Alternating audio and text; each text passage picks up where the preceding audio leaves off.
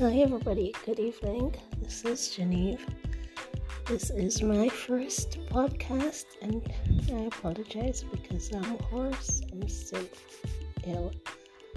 But anyway, today's topic is NFT curation. What's wrong with how it's currently being done? And some ideas for democratizing the entire process. Let's dive in. So what's curation? Well, I'm speaking specifically in the NFT art space, where curation is basically someone or a gallery decides on a theme for their art for an exhibit. And then they ask or invite people to come on and curate artwork from known artists to include in the exhibition, usually not paid. So the artists are being given exposure, which is a topic for another podcast, I guess. We can probably deal with that in the next session.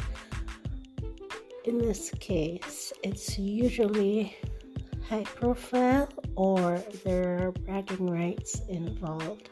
So artists do, in fact, tend to participate in curation events. Whether or not they're actually benefiting from these curation events is a topic for discussion. Please let me know what you think about this. So the way curation currently works from my point of view is that an institution or a gallery or just someone who wants to even do like a curated world on a platform like Foundation will come and then pick some artists that they esteem, ask them to curate, or some artists collectors or just collectors, and then ask them to curate artists on a theme that they're either given or they can come decide on their own sub-theme for the curation. And then those people will go out and use their platforms to put out a call for art, and then they will pick from the artists that submit. Or as I've seen recently, they will see artists submit and then attempt to have people that they would prefer come in to take the more coveted spots for things like Times Square. Again, a topic for another discussion or for discussing later in this podcast. So that's the process in a nutshell. Now, what did I say I was going to be discussing today? Issues that I've seen with this and suggestions for probably combating some of these issues.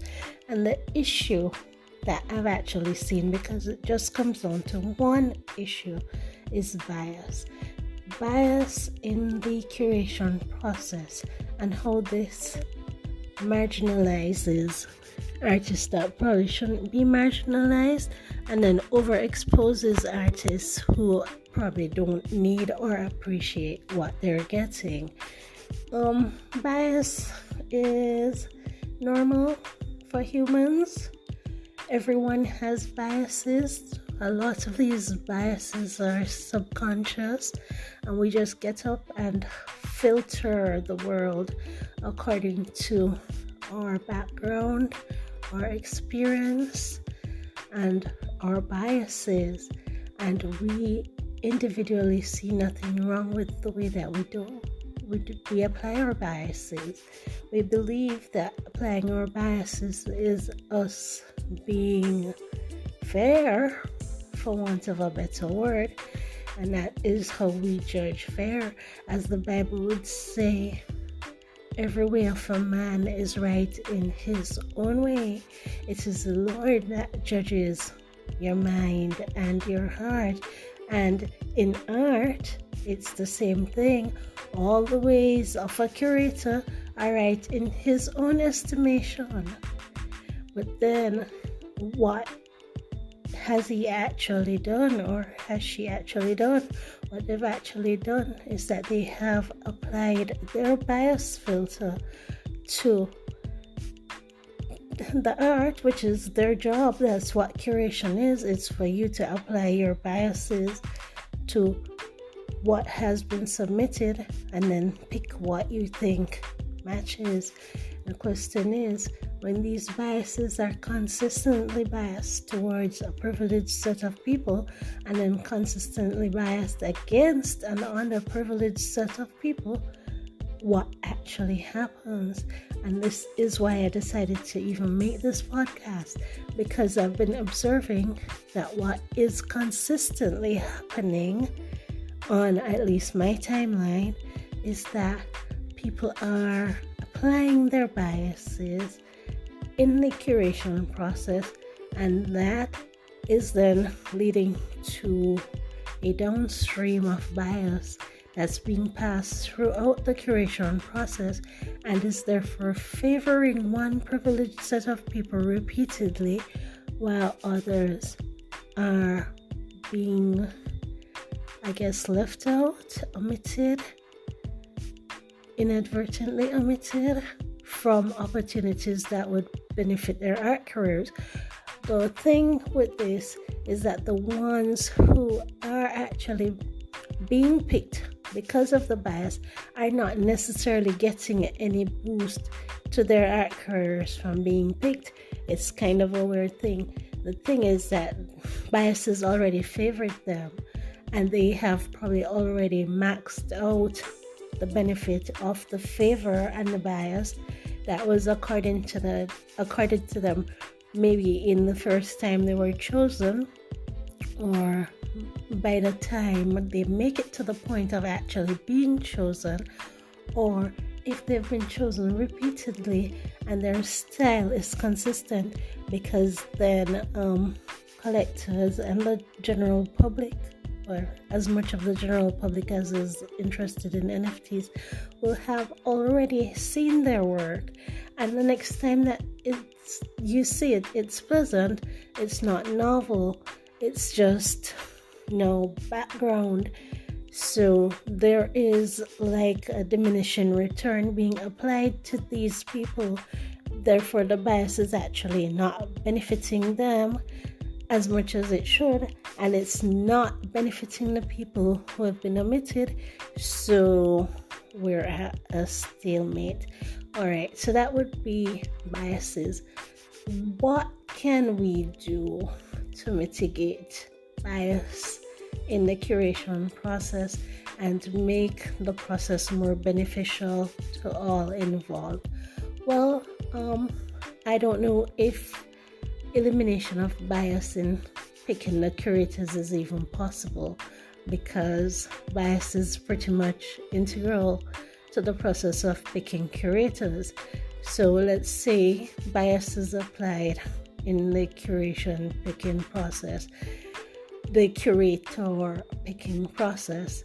Then how do we mitigate bias in the actual artist and art picking process, where it actually does impact careers, or it's not impacting a career, which is also a consideration? What I'm thinking is that if the curators come up with a theme and they publicize the theme, and then they publicize things that are integral to the cohesiveness of the collection, such as style, color, look, feel, the general je ne sais quoi that they're looking for in putting together that curated exhibit, and they publicize this and then have artists submit to match the theme. They will have already pulled together a body of work that is on point for the theme, and by making it general, a good amount of their personal bias would have been eliminated. Now, at this point, the thing that I would suggest to cut bias is to introduce randomness into the selection process, and they could do this by simply deciding how many artworks they're planning to create, and then just probably picking a number from say 0 to n-1, and then using a random number generator to pick the artworks and not their own biases by applying it and picking a name that seems familiar or something that appeals to them on a personal level. Just going out there and probably doing a pool using a random number generator or some random sequence to eliminate bias, and this will give them the initial set from which to choose, and then from there they could probably apply their personal bias and their personal preferences and pick from that pool, because bias would have already been eliminated at the point at which the random number generator would have been introduced. Not fully eliminated, but greatly eliminated. And then when they pick from this randomly generated pool and then put that work out there, they would have eliminated the problem of having the same people constantly benefiting from privilege and the underprivileged not benefiting, hopefully, and this would democratize the entire curation process to an extent. And that is my 2 cents on the topic. I hope you enjoyed listening to this, and I would really love to hear your thoughts, because I didn't actually think this out. I'm just ad-libbing. So let me know what you think. You can find me on Twitter at Aspirins or at Genevieve Dawkins online in the NFT space, and let me know what you think. Thank you and have a good night. Bye-bye.